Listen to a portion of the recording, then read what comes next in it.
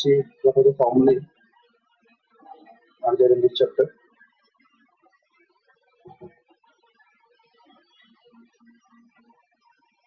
तो जैसा कि हम जानते हैं, सबसे पहले इस चैप्टर के अंदर हमने लिखा था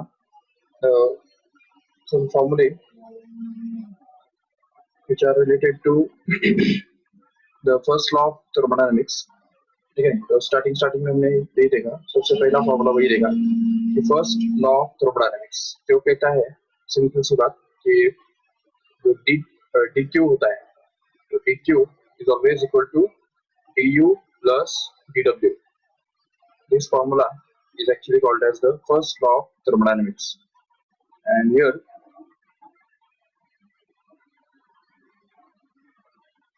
we'll see ठीक है, इसमें भी साइन कन्वेंशन तुमको अच्छी तरह से याद रखने हैं, ठीक है। तो जैसा कि हम जानते हैं dq पॉजिटिव का भी लिया जाता है और नेगेटिव का भी लिया जाता है। अगर हीट ऐड करते हैं तो पॉजिटिव लिया जाएगा, अगर हीट एक्सट्रैक्ट करते हैं तो जो dq है वो नेगेटिव लिया जाएगा। सिंपल सी बात है बिल्कुल। du के लिए साइन कन्वेंशन क्या है हमको पता है ऑलरेडी।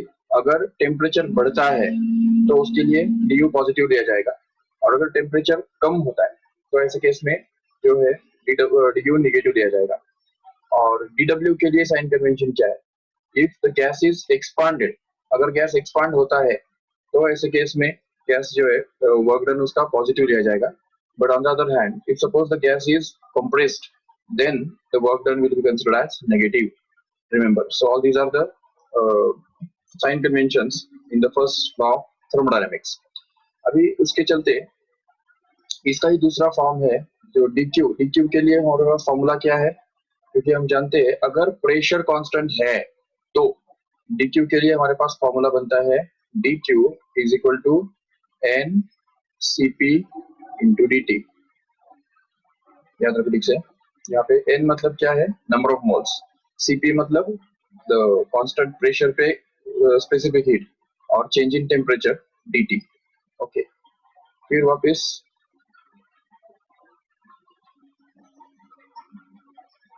देखो ठीक से, dq तो हो गया। du के लिए क्या फॉर्मूला है हमारे पास, du is going to be equal to n cv into dt। ये याद रखो ठीक से। Here again cv is going to be the specific heat at constant volume, remember, and dw के लिए हमारे पास दो फॉर्मूले हैं। एक तो ये p into dv, actually in fact integration of p into dv, but and that is again equal to n r into dt, no doubt। तो ये तीन फॉर्मूले जो है, ये दो फॉर्मूले जो है उनको w के लिए है, वर्क डन के लिए है, याद रखो ये तीनों से ठीक से। और इसको अगर मास दिया हुआ है तो इसको हम इस तरह से भी एक्सप्रेस कर सकते हैं, mass of the gas multiplied by sp into dt, जो हमने ऑलरेडी देखा भी है। और इधर अगर नंबर ऑफ मोल्स के बदले अगर मास दिया है तो इसको भी हम लिख सकते हैं आराम से, mass multiplied by sp into dt, no doubt. And ये तो तुमको ऑलरेडी पता ही है कि cp minus cv is equal to r होता है, और एट द सेम टाइम ये भी तुमको पता है sp माइनस sv हमेशा स्मॉल r हुआ करता है, and small r is nothing but the not ideal gas constant but it is called as specific gas constant, जिसको हम capital R upon m not से डिनोट करते हैं, capital R upon m not, where capital R is going to be the universal gas constant that is to be divided by molar mass। और even in cp और sp के बीच में भी वही relationship होता है। ये जानते हैं कि cp is always equal to m naught into sp and cv is actually equal to m naught into sp।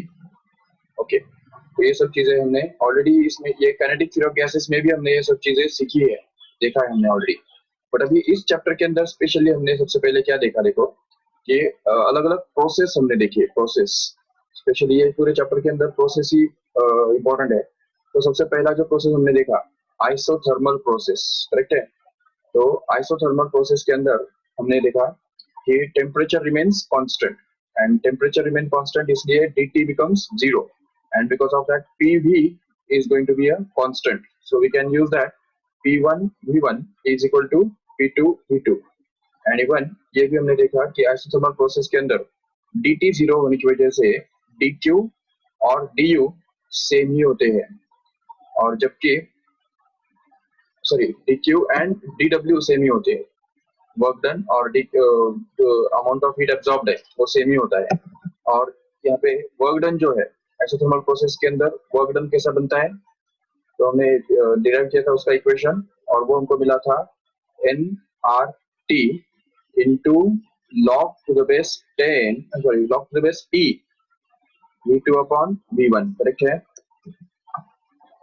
हाँ, but if you want to convert this in terms of the log to the base 10, then we will have to multiply it by 2.303, so that we can get this as 2.303 into nRT multiplied by log of to the base 10 of v2 upon v1. But using this p1 v1 equal to p2 v2, we can say that v2 upon v1 can at any time be replaced by p1 upon p2. So we can just replace this v1 upon v2 upon v1 by p1 upon p2 also, and just modify this formula again in this way. तो अभी ये तो हमको मिल गया। Isothermal process के अंदर और क्या किया था हमने, याद है? What is the slope of isothermal graph?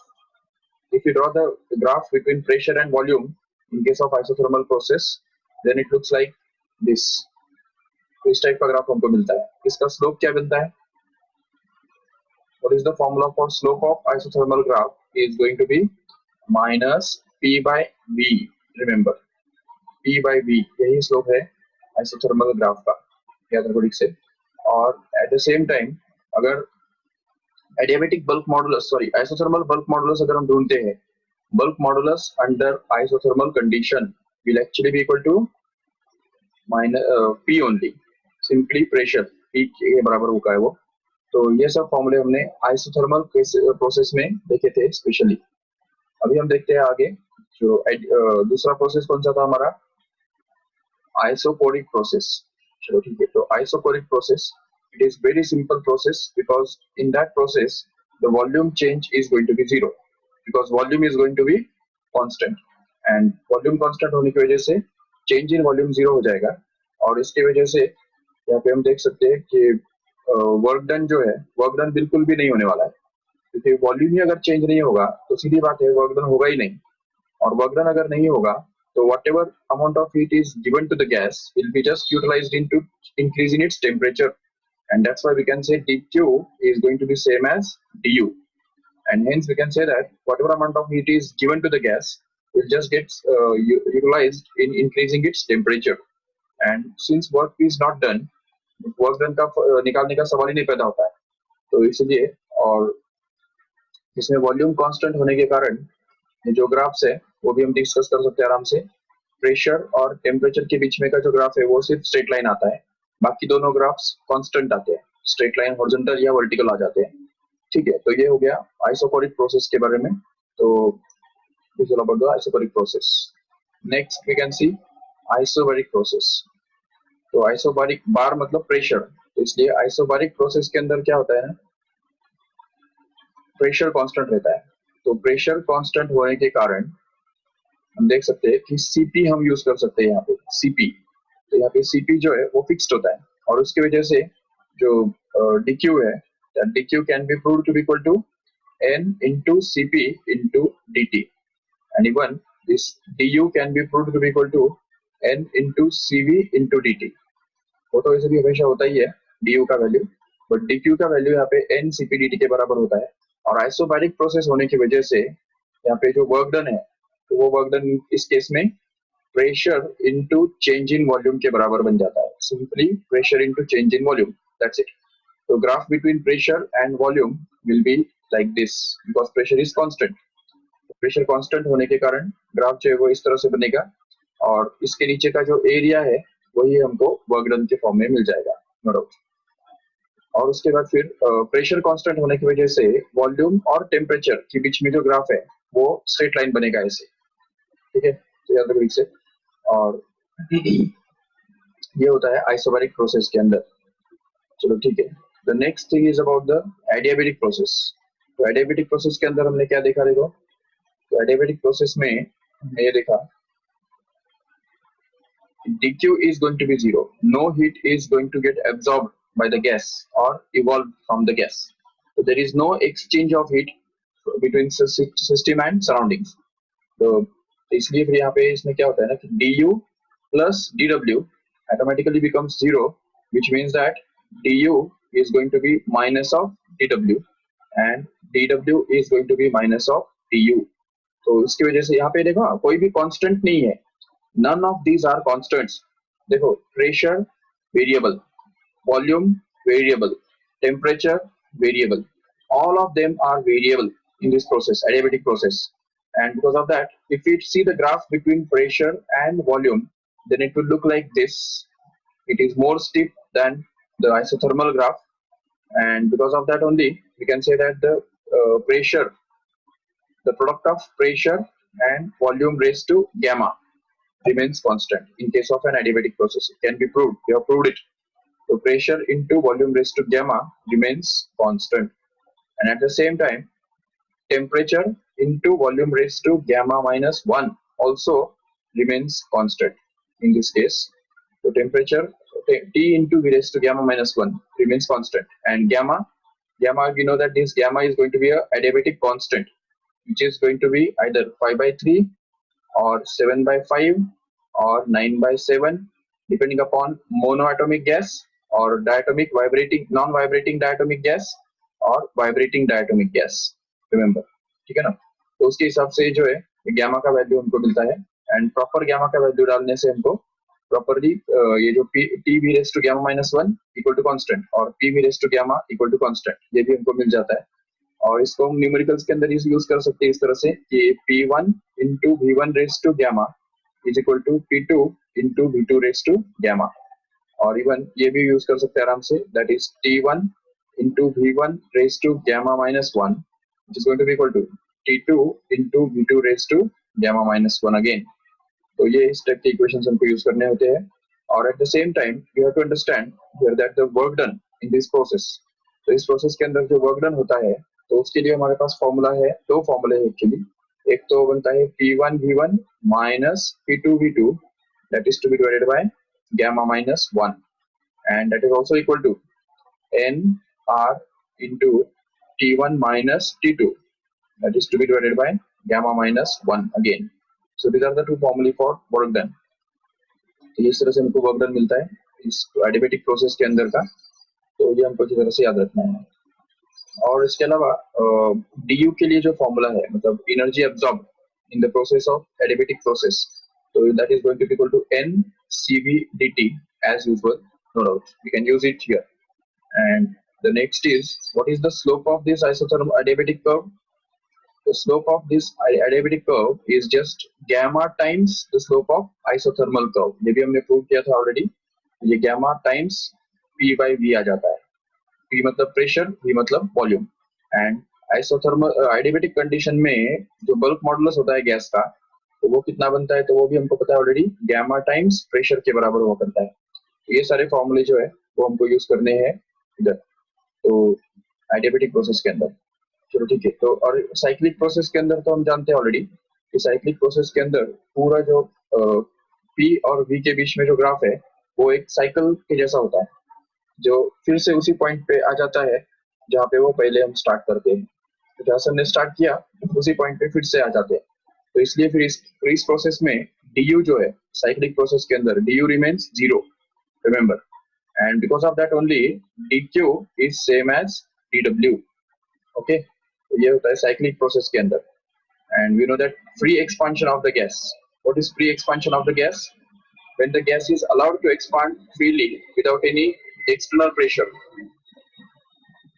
then it is called as the free expansion of the gas. In that case, work done is going to be 0. No work is done in that case. And even dq जो है heat energy is not absorbed or not nor it is evolved, so dq is also 0 and du is also 0. तो ये तीनों 0 होते हैं, कोई भी कुछ भी चेंज नहीं होता है. तो ये आइसोथर्मल सॉरी फ्री एक्सपांशन इसको हम बोल सकते हैं. चलो ठीक है, ये सब जो फॉर्मूले हमने देखे वो थर्मोडायनामिक्स के रेफरेंस में देखा. अभी नेक्स्ट पार्ट जो है वो है हीट इंजन के साथ रिलेटेड. तो हीट इंजन के अंदर हमने देखा जो हीट इंजन होता है, तो हीट इंजन का इफिशियंसी कैसे डिफाइन किया जाता है? हीट इंजन के लिए इफिशियंसी डिफाइन करते हैं eta, that is equal to whatever work is done upon the amount of heat absorb at the high temperature from high temperature reservoir. और इस W को, ये W is equal to Q H minus Q Q C हमेशा ही होता है। और इसकी वजह से इसको हम अगर रिप्लेस कर देंगे इसके द्वारा, तो Q H minus Q C that is to be divided by Q H. और इसको अगर सेपरेट आउट करेंगे तो हमको मिलता है 1 minus Q H upon Q C. और इससे भी आगे जाके इसको हमने प्रूव किया था, that is equal to 1 minus T H upon T C. But remember this, sorry sorry,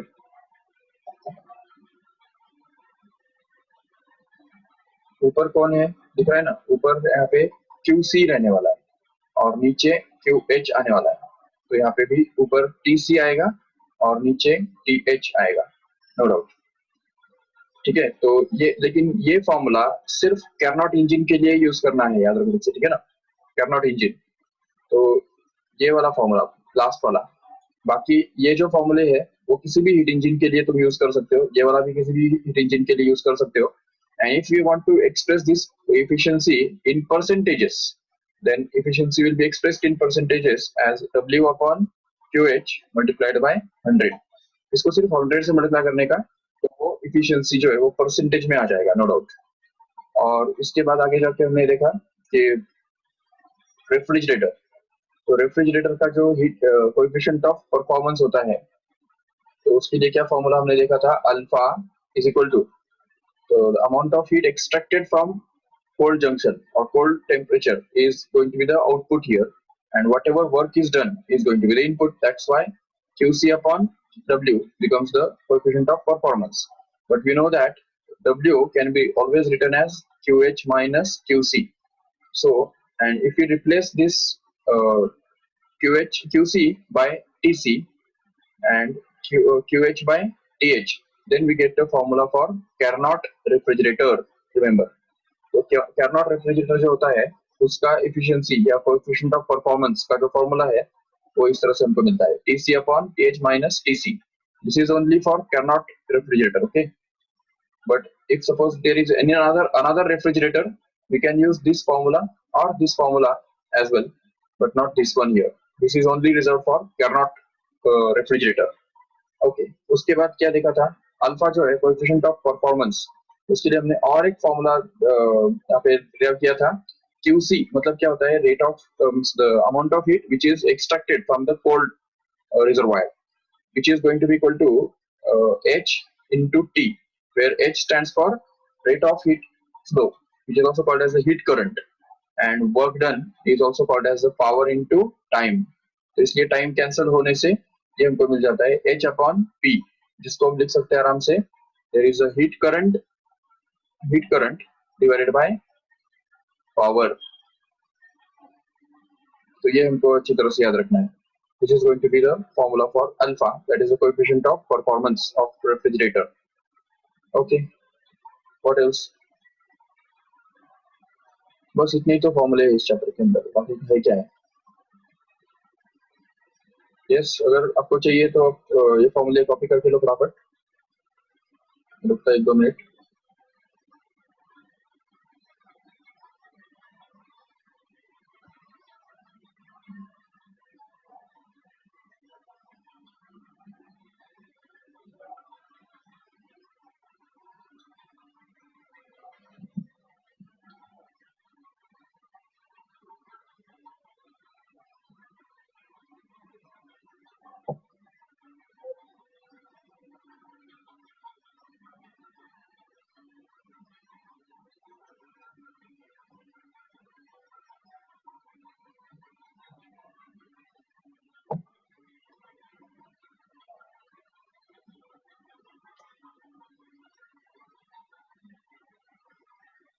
Okay, so let us see the numericals now। तो अभी हम फटाफट न्यूमेरिकल्स देखेंगे। अभी तुम्हारे टेक्स्ट बुक में फोर्थ वाला न्यूमेरिकल देखो ठीक से। तुमको दिख रहा होगा यहाँ पे सामने इस तरफ न्यूमेरिकल्स दिख रहे हैं और ये साइड में इसका सॉल्यूशन हम करने वाले हैं। चलो ठीक है, तो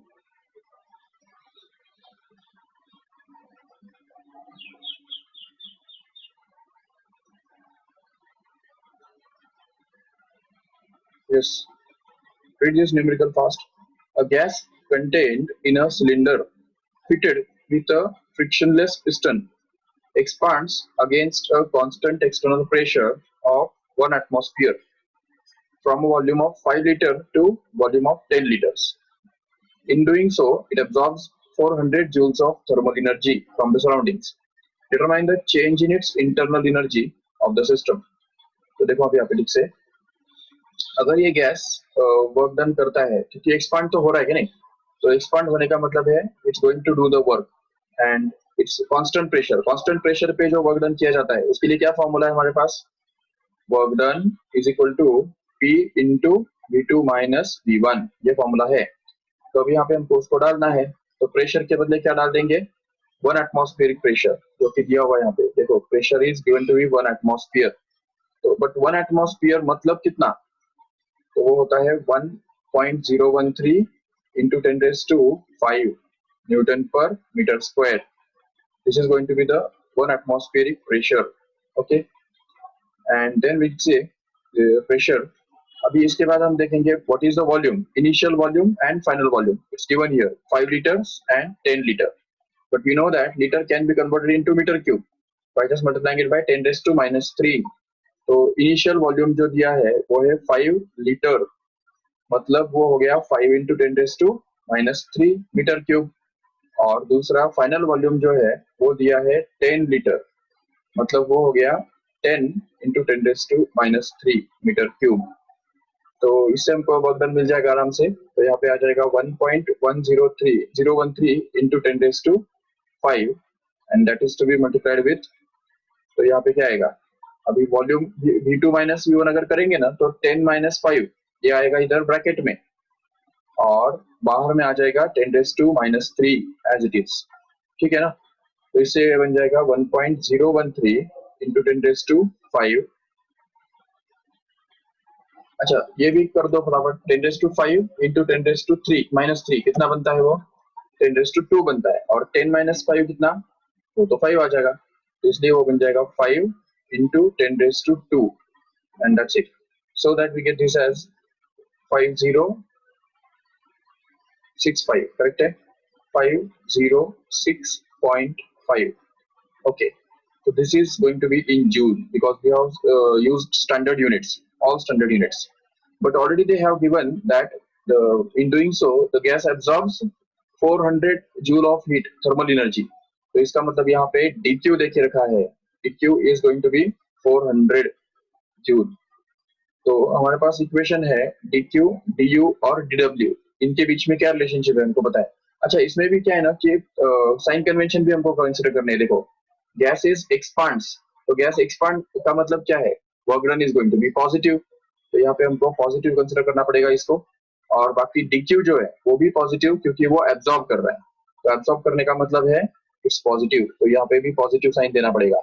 तो इसलिए जबकि हमारे पास है dq is equal to du plus dw, तो अगर हम यहाँ पे डाल देंगे तो ये dq के बदले आ जाएगा 400 और इस तरफ आ जाएगा du as it is and plus dw which is going to be 506.5, and if we transfer this in this side then we get this as du which is going to be equal to 400 minus 506.5, which is going to be simply minus of 106.5. So this will be the change in internal energy, and this minus sign tells us that it will decrease, remember. So इसलिए change in internal energy will be minus of 106.5 approximately. So this will be the answer. Next चलो, minus sign का मतलब सिर्फ decrease होता है, ठीक है, forget about this minus sign. ये माइनस साइन यहाँ पे ये दिखाता है कि internal energy has been decreased, उन्होंने सिर्फ चेंज पूछा है, so that change will be simply 106.5। Okay next one, system releases 125 kilojoules of heat while 104 kilojoules of work is done on the system. Calculate the change in its internal energy. फिर से वही बात, देखो ठीक से orally कर सकते हो ये तो. System releases मतलब क्या? Release का मतलब है dq is going to be negative minus of 125 kilojoule. ये हो गया dq. And at the same time work is done on the system. So work done on the system is always considered as negative.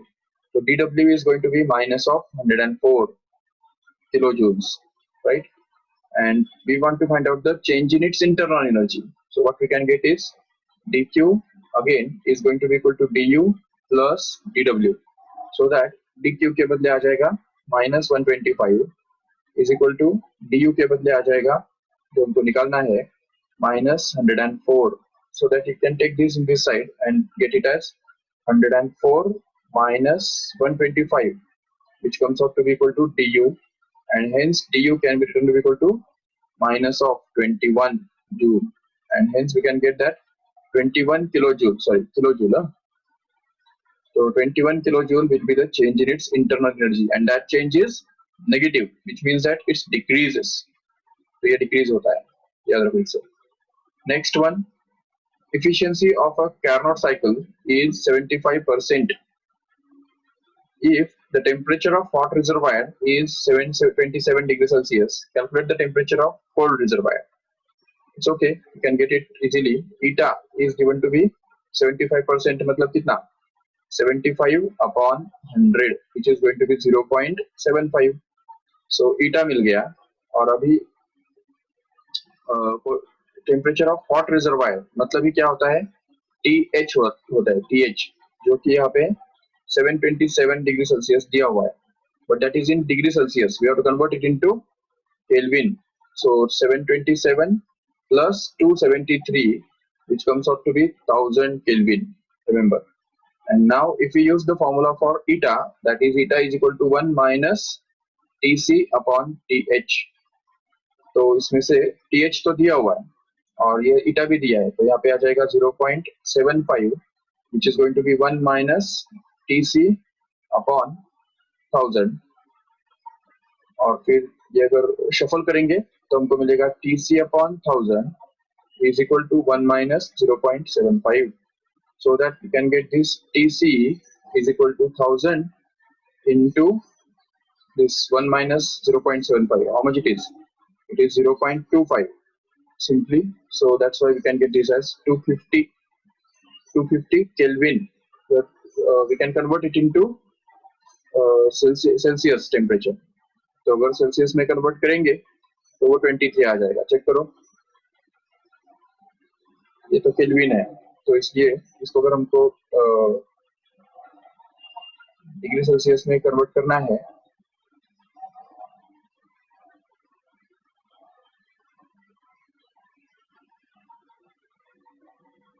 -23 कैसे आएगा? -23 आएगा. अरे minus sign तो हर question में भूल रहे हो. -23 आएगा, -23. देखो कैसे, बिकॉज ये केल्विन जो है 273 केल्विन माना ही 0 डिग्री सेल्सियस होता है ना, तो इसलिए यहाँ पे केल्विन में डिग्री सेल्सियस में कन्वर्ट करने के लिए हमको 250 में से सब्ट्रैक्ट करना पड़ेगा 273, जिससे हमको मिलेगा -23. So it's going to be -23 degree Celsius. This is going to be the temperature.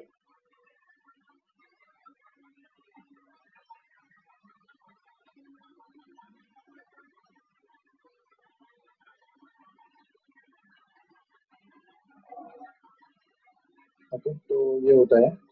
अभी नेक्स्ट एग्जांपल हम करेंगे फटाफट. देखो, a Carnot refrigerator operates between 250 degree Kelvin and 300 Kelvin. Calculate its coefficient of performance. It's very easy again. Alpha is always equal to Tc upon Th minus Tc. ये formula अगर use करेंगे तो Tc कितना दिया है इन्होंने? 250, ठीक है. तो ये 250 यहाँ पे आ जाएगा. That is to be divided by 300 minus 250, so that we can get this as 250 divided by 50, which is going to be simply 5. That's all. So this is going to be the coefficient of performance of refrigerator. So next one, ideal gas is taken through an isothermal process. It does 2000 joules of work on its environment. How much heat is added to it? Okay, तो देखो ideal gas जो है वो isothermal process में से जा रहा है. If it does 2000 joules of work on the environment, अगर वो 2000 joules इतना वर्क डन करता है तो how much heat is added to it?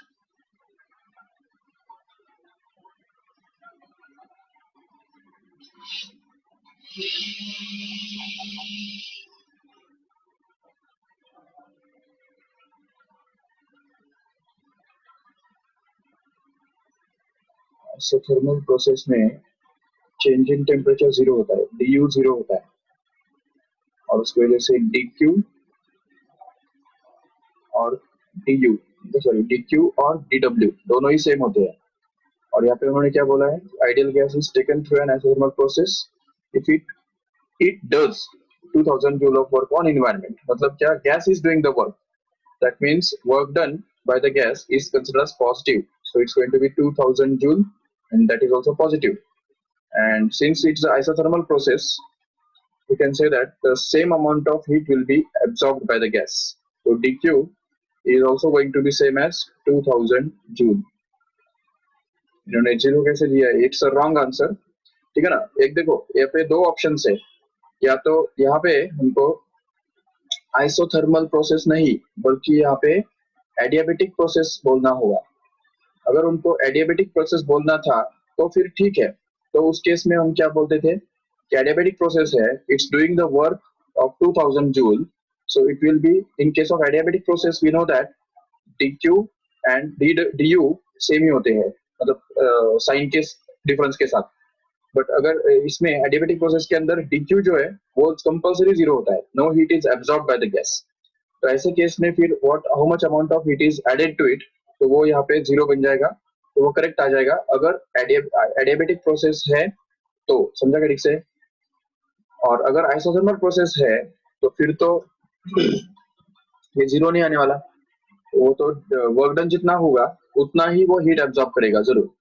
हाँ, लेकिन अगर इन्होंने यहाँ पे आइसोथर्मल प्रोसेस है और अगर इन्होंने यहाँ पे how much change in internal energy, अगर उसके अंदर चेंज इन इंटरनल एनर्जी कितना होता है वो अगर पूछ के रखा होता तो फिर वहां पे भी जीरो आ जाता. तो just remember that this question is somewhat faulty. ठीक है, यहाँ पे आइसोथर्मल नहीं होना चाहिए, एडियाबेटिक होना चाहिए.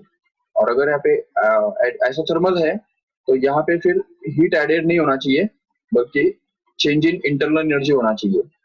ठीक है, अभी देखो next. An ideal monatomic gas is adiabatically compressed so that its final volume is twice its initial temperature. Sorry, final temperature is twice its initial temperature. What is the ratio of the final temperature, final pressure to its initial pressure? अच्छा, ठीक है. उसके लिए अब देखो ठीक से, यहाँ पे क्या बोला है उन्होंने कि आइडियल मोनोएटॉमिक गैस. अभी मोनोएटॉमिक गैस के बारे में पता है तुमको, गैमा कितना होता है? 5/3. याद है, हमने लास्ट चैप्टर में ही देखा था. तो gamma is going to be equal to 5/3 for monoatomic gas. तो मोनोएटॉमिक गैस होने के कारण यहाँ पे गैमा तो 5/3 बनेगा. चलो ठीक है, नो डाउट. बट अभी इसको एडियाबेटिकली कंप्रेस किया, मतलब ये प्रोसेस जो है वो एडियाबेटिक प्रोसेस है. अभी हमको पता है कि एडियाबेटिक प्रोसेस के अंदर क्या होता है, एक तो P into V raise to gamma constant होता है, और दूसरी बात की T into V raise to gamma -1 ये भी कांस्टेंट होता है. और हमने इसको यूज करके ये भी प्रूव किया था, याद होगा तुमको, कि अगर हमने V का जो वैल्यू है इधर से निकाल के अगर इधर डाल दिया तो P और T के बीच में भी रिलेशनशिप डिराइव किया जा सकता है. बट चलो ठीक है, वो हम अगर नहीं भी करते हैं तभी भी हम ये क्वेश्चन का आंसर सॉल्व कर सकते हैं. देखो कैसे, क्योंकि यहाँ पे P जो है उन्होंने प्रेशर के बारे में पूछा है. ठीक है, what is the ratio of final pressure to initial pressure, मतलब हमको क्या पूछा है, P2 upon P1. is to be found out, correct है, ये हमको निकालना है P2 upon P1। बट अभी दिया हुआ क्या है देखो ठीक से, final temperature is twice its initial temperature. तो यहाँ पे फाइनल टेम्परेचर मतलब होता है T2 is going to be equal to 2 times of T1, ये देख रखा है। तो अभी सबसे पहले अगर हम इसको यहाँ पे यूज करेंगे तो देखो T1 into V1 raised to gamma minus 1 is going to be equal to T2 into V2 raised to gamma minus 1। तो यहाँ पे T1 जो है तो वो तो T1 तो वैसे ही रखो, T1 into V1 raised to gamma कितना है 5/3 है राइट। तो इसको अब यहाँ पे लिख देंगे 5/3 minus 1 which is going to be equal to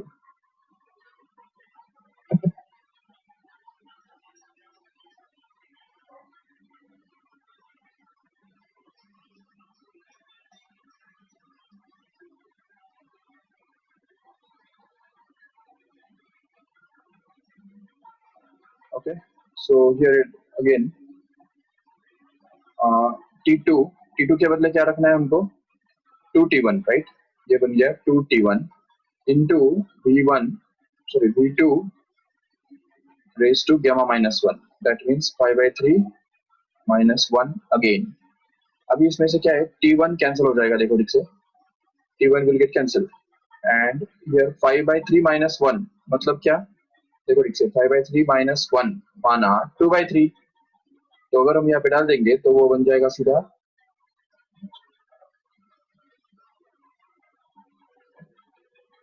V1 raised to 2/3 is equal to 2 times of V2 raised to 2/3।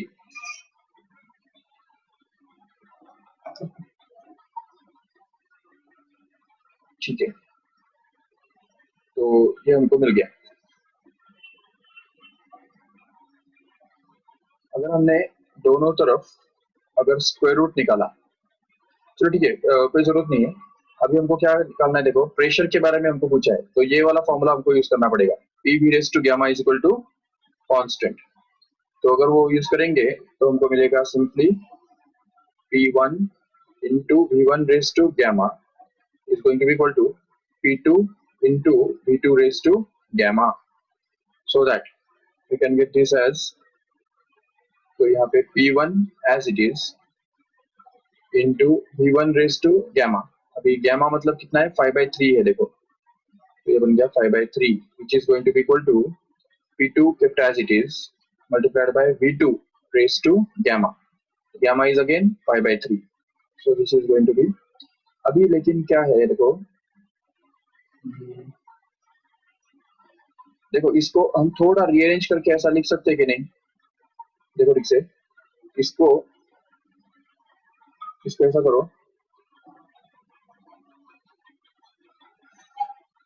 हमको P2 अपॉन P1 निकालना है ना, तो इसमें से P2 अपॉन P1 क्या आएगा बताओ, P2 अपॉन P1, तो उसके लिए P1 को इधर नीचे लेके जाना पड़ेगा राइट, और ये V2 को इधर नीचे लेके जाना पड़ेगा, जिससे हमको यहाँ पे मिल जाएगा V1 raised to 5/3 upon V2 raised to 5/3 right।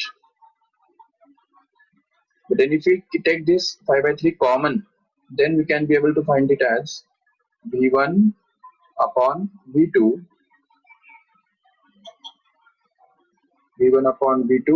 the whole raised to 5/3 common।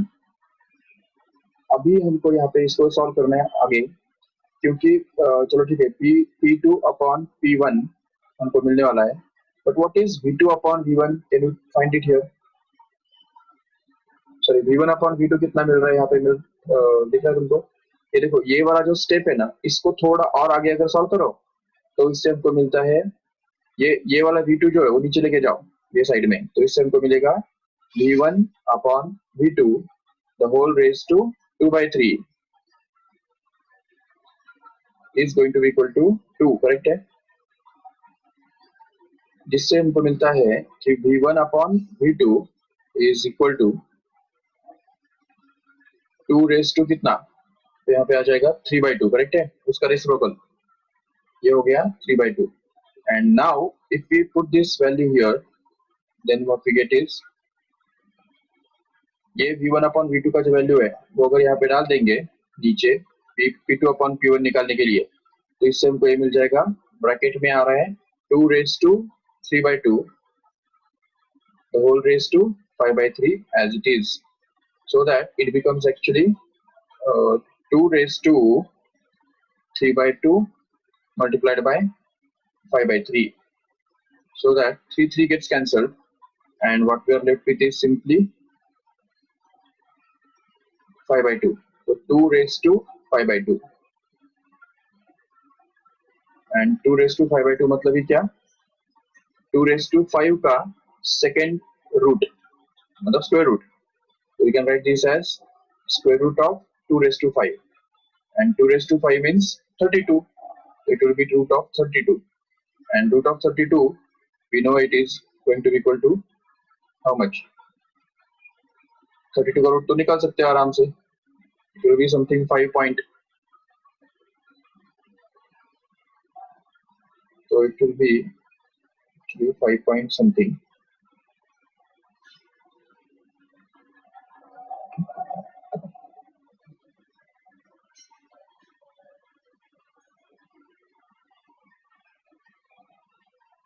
root of 32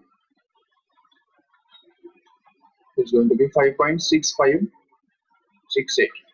It's okay.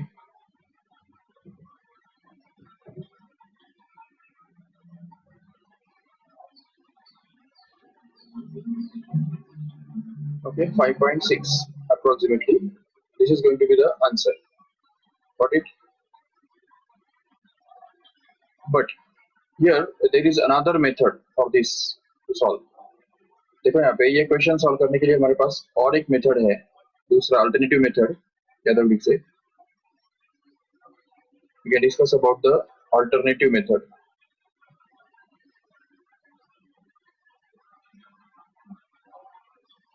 See what is it?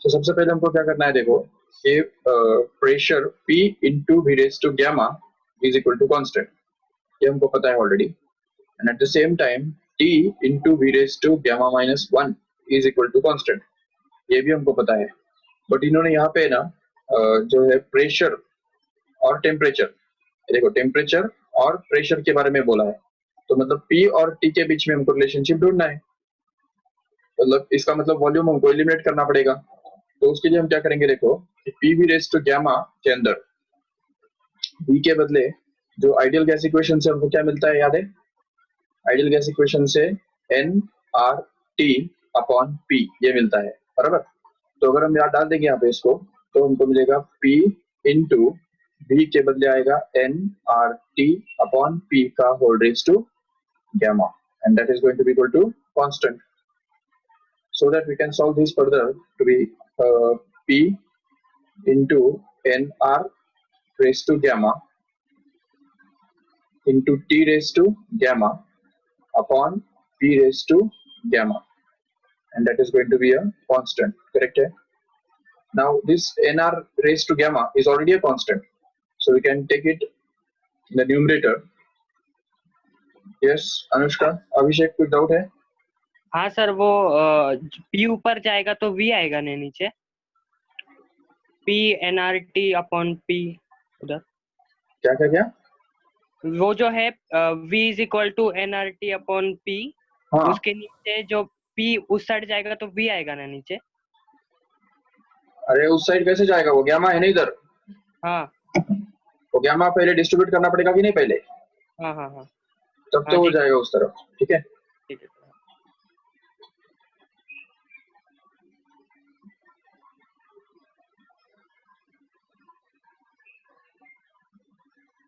Okay, तो अभी देखो यहाँ पे कि nR रेज टू gamma तो ऑलरेडी नीचे चला जाएगा वो साइड में, जिससे हमको यहाँ पे मिलेगा, देखो नीचे P upon P raise to gamma into T raised to gamma is equal to constant upon nR raised to gamma, which is a constant again. So this whole thing will become a new constant, and hence we can call it as a constant only, so that in the next step we can get this as अब देखो यहाँ पे t raised to gamma is as it is, and that is to be divided by p raised to gamma minus 1, that is equal to constant. ये समझ में आया का सबको स्टेप चेक करो।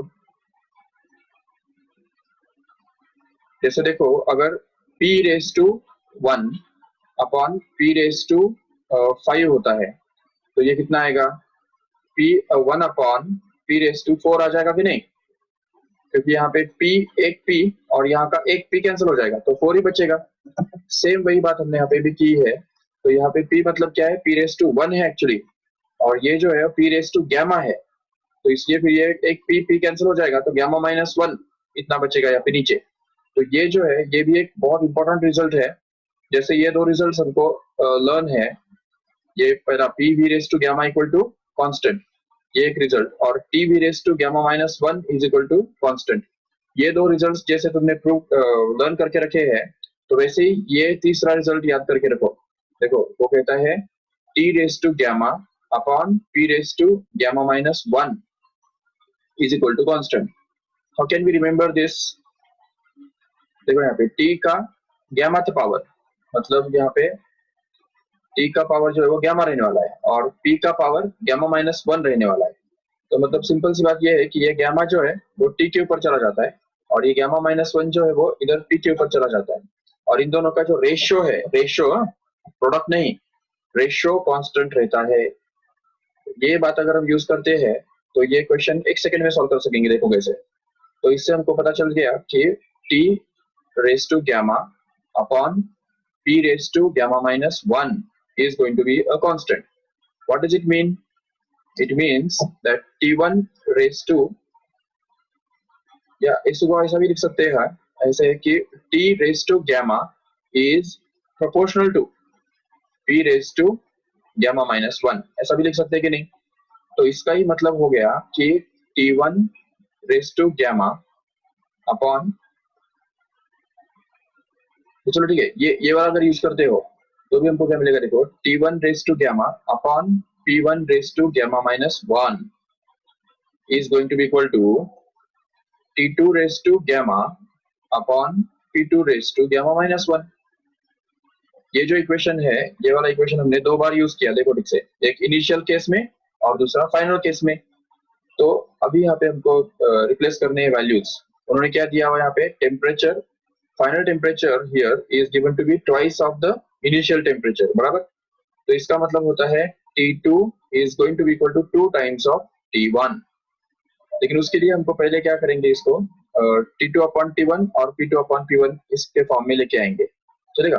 तो ये जो पूरा टर्म है उसको भेजो इधर, और ये जो है ये पूरा टर्म इसको भेजो इस तरफ, नीचे की तरफ।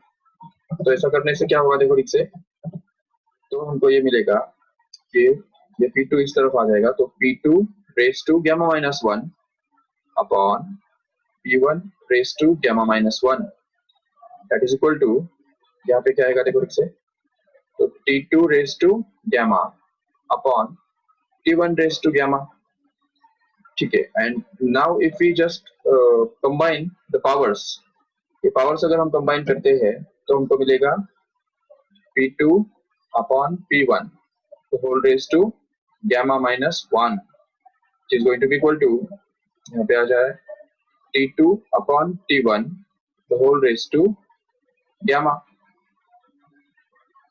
But since we want to find out the ratio of P2 by P1, this gamma minus 1 can be transferred in the denominator in the other side.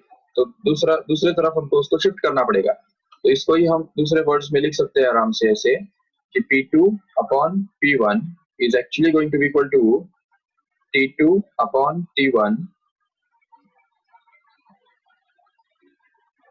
whole raised to gamma upon gamma minus 1, correct है। तो ये एक important statement हमको मिल गया जिसको use करेंगे हम अभी। लेकिन अभी जबकि यहाँ पे मोनोएटॉमिक गैस दिया हुआ है, तो मोनोएटॉमिक गैस के बारे में हम जानते हैं कि gamma is going to be 5/3, वो तो हमको यूज करना ही है।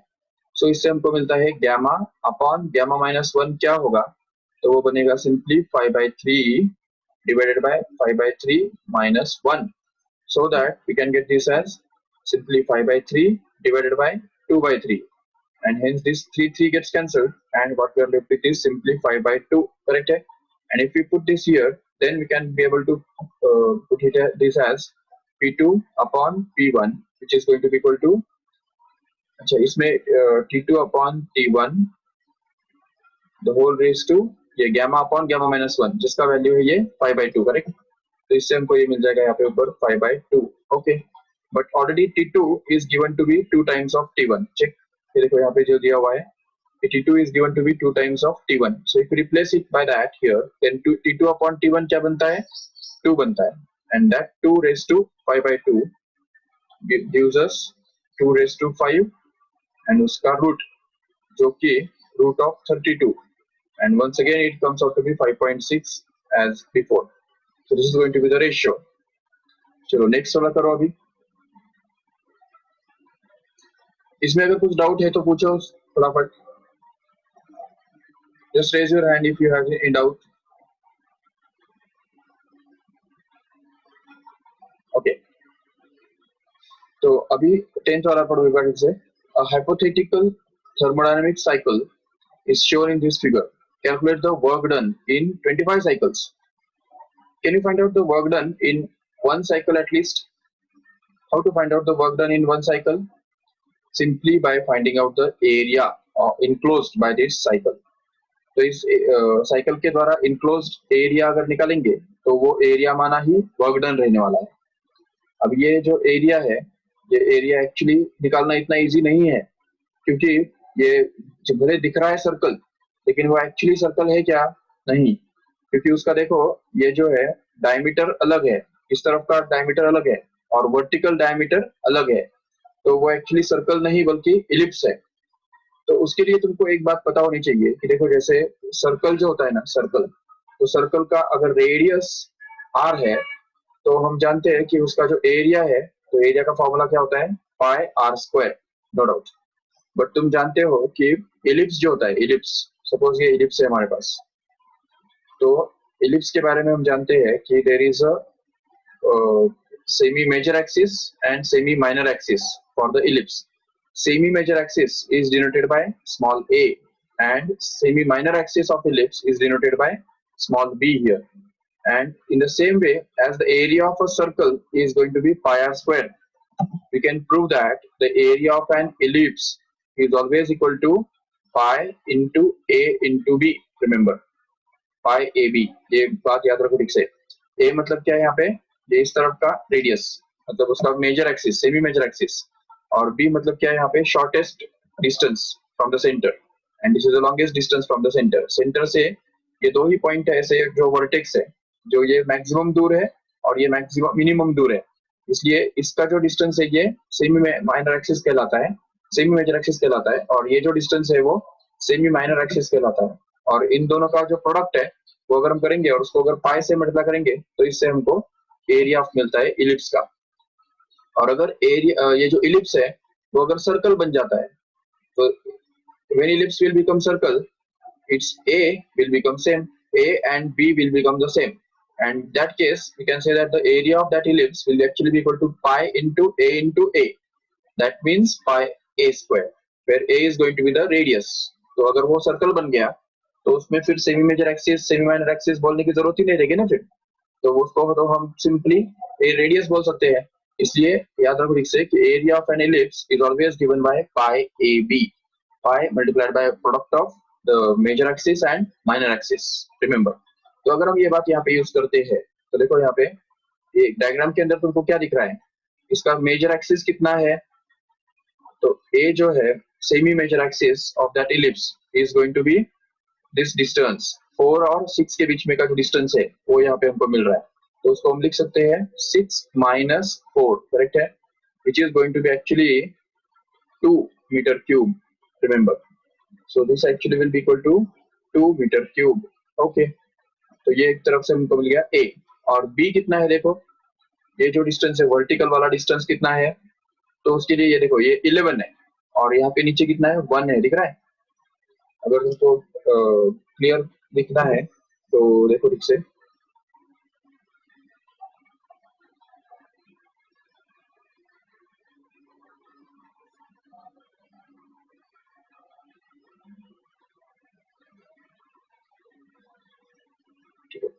देखो यहाँ पे ये जो 11 और 2 इन दोनों के बीच में जो डिफरेंस है वो हमको यहाँ पे निकालना है, और वो भी इसको भी मल्टीप्लाई बाय 10⁵ भी करना है। समझा क्यों? क्योंकि यहाँ पे स्केल पे दिख रहा है, यहाँ पे दिया हुआ है 10⁵ पास्कल, तो इसलिए ये जो है ये हमको यूज करना है। ये 10⁵ पास्कल उसका स्केल है, और इसकी वजह से यहाँ पे ये 11 और 1 इन दोनों के बीच में का जो डिफरेंस है वो ये पूरा हाइट रहने वाला है। समझा ठीक से? तो और उसका हमको आधा भी तो करना है, ठीक है ना, आधा भी करना है।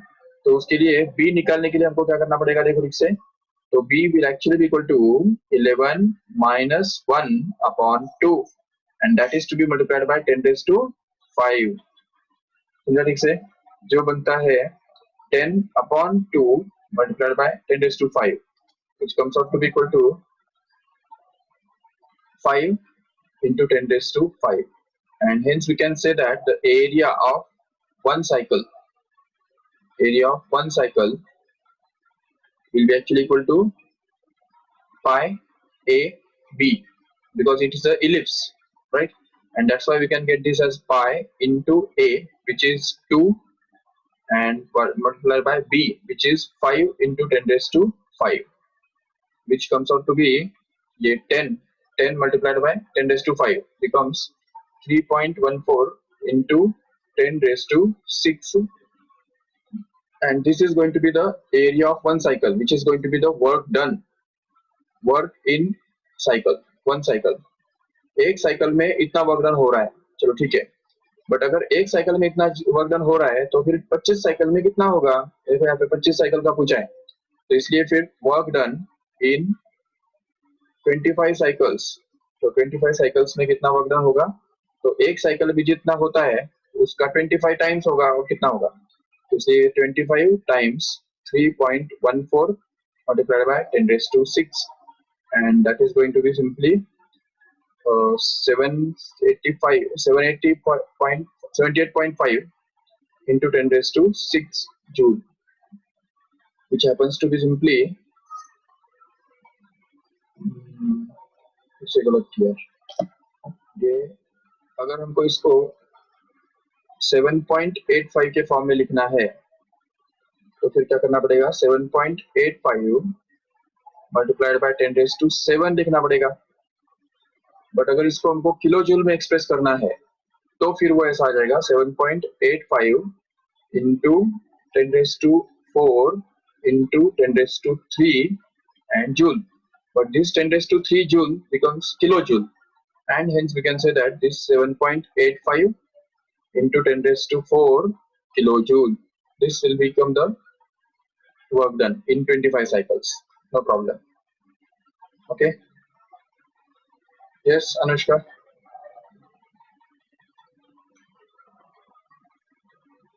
किधर है अनुष्का? बोलो। सर वो 10⁻³ मीटर क्यूब दिया है ना? -3 है क्या? हाँ। अरे तो सब गड़बड़ हो गया। अच्छा, तो 10⁻³ से इधर ही चेंज होगा ना फिर? हाँ, यहाँ पे आ जाएगा वो स्ट्रेट, तो इसको हम लिख देंगे 2 into 10⁻³ मीटर क्यूब। ठीक है, ये बन गया। अभी इसके बाद फिर इसको हम आगे बढ़ के बाकी कुछ चेंज नहीं करना पड़ेगा, यहाँ पे सिर्फ 2 into, यहाँ पे सिर्फ into 10⁻³ आ जाएगा। समझा ठीक से? और आगे जाके ये जो पूरा फाइनल आंसर है वो भी ऑटोमेटिकली 10⁻³ से मल्टीप्लाई होगा। तो करो करेक्शन उतना, कैन डू इट। सो यहाँ पे अगर इंटू 10⁻³ डाल देंगे ना तो वो 10⁻+3 -3 कैंसिल हो जाएगा और यही आंसर आ जाएगा, but it will not be in kilo joules, but it will be simply in joules. बराबर, ठीक है, करेक्ट है उनका। पहली बात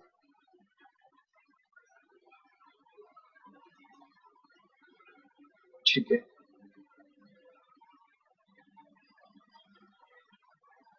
अच्छा, तो बाकी क्वेश्चंस भी है इसमें। ये वाला भी सेम वैसा ही है, देखो 10⁵ एंड ये वॉल्यूम पीबी डायग्राम दिया हुआ है और वर्क डन निकालने के लिए बोला है। So just try at home दो ही है क्या? तो कर देंगे ना फिर, क्या उसमें। चलो ये ट्राई करो फटाफट। The figure shows the VT diagram for one cycle of a hypothetical heat engine which uses ideal gas. Draw PV diagram and PT diagram. इसका तो कितना सारा प्रैक्टिस किया हमने, याद है लास्ट ट्रीस में। तो अगर ये ट्राई करेंगे, देखो ठीक से।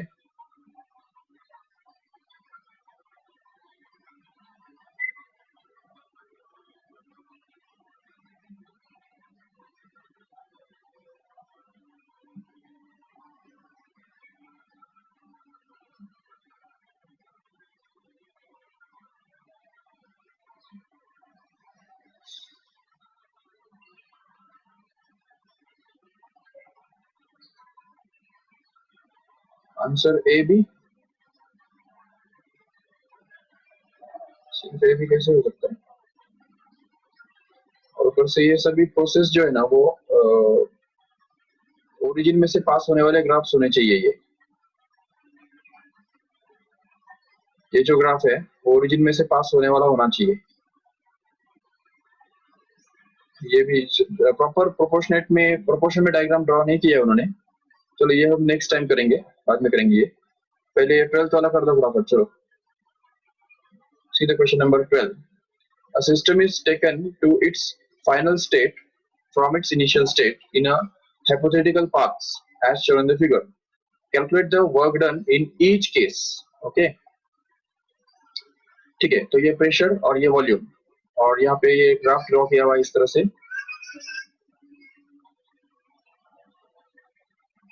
ठीक है, ये फर्स्ट, ये सेकेंड प्रोसेस, ये थर्ड, ये फोर्थ। ठीक है, तो देखो ए से वो स्टार्ट करता है, ए से बी पर जाता है पहले, नहीं सॉरी उल्टा है। ठीक है, इस तरफ, फिर इस तरफ, ये सी है, अच्छा ये बी है, और ये डी है।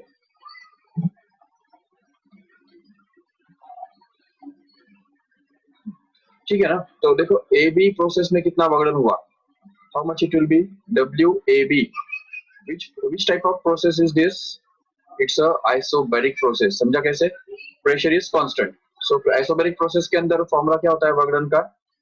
Pressure into change in volume, correct है। तो यहाँ पे वो आ जाएगा pressure at A which is 6 actually, and that is multiplied by volume of B minus volume of A, correct है।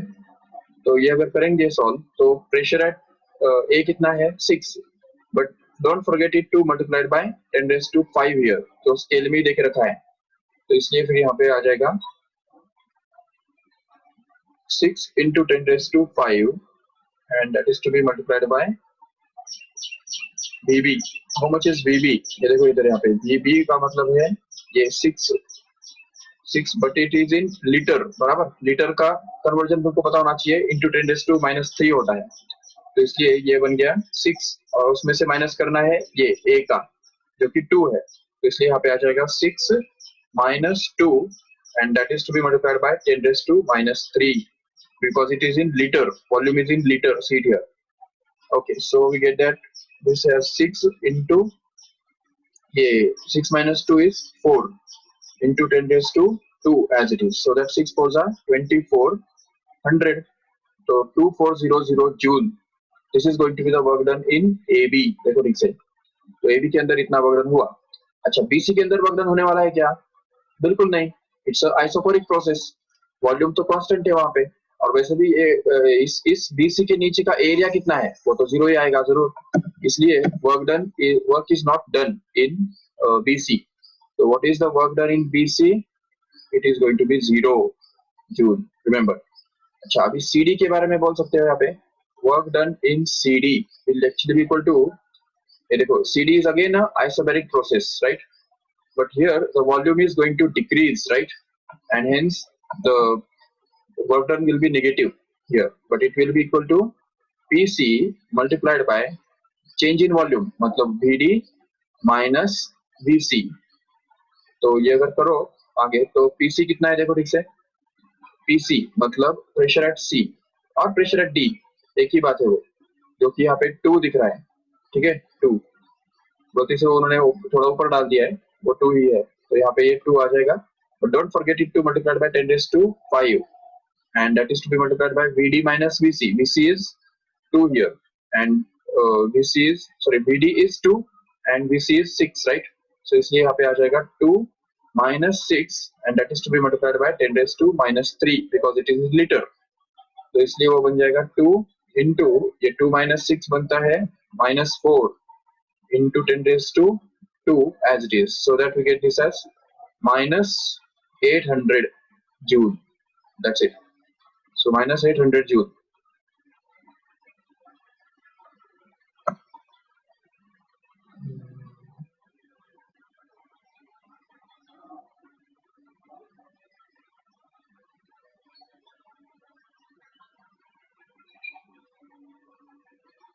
Pressure into change in volume. Volume litre में दिया है ना या मीटर क्यूब में है, अगर वो मीटर क्यूब में है तो फिर ये 10 raised to minus 3 नहीं आएगा, तो उस केस में उनका आंसर बराबर आ जाएगा।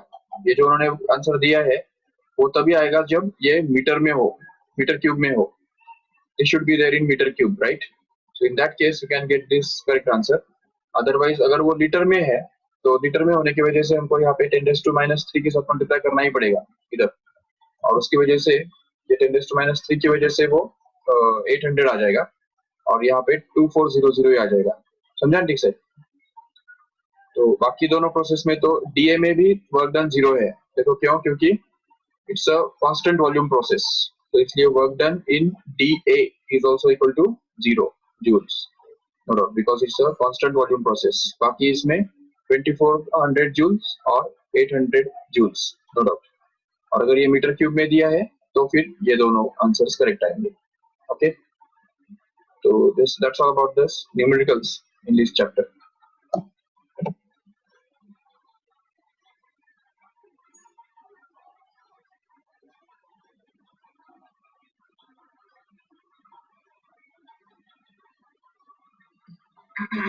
ओके, अभी मैंने आपको अनम्यूट करने का ऑप्शन दिया है, anybody of you can unmute and just talk and ask any doubt if you have. अगर कुछ डाउट है आपको तो आप पूछ सकते हैं आराम से, अदरवाइज लेक्चर यहाँ तो खत्म हो गया है, ओके? कोई डाउट नहीं? फिर इसके नोट्स हमें मिलने वाले हैं? Yes, anybody? ठीक है फिर तो let us sum up this lecture.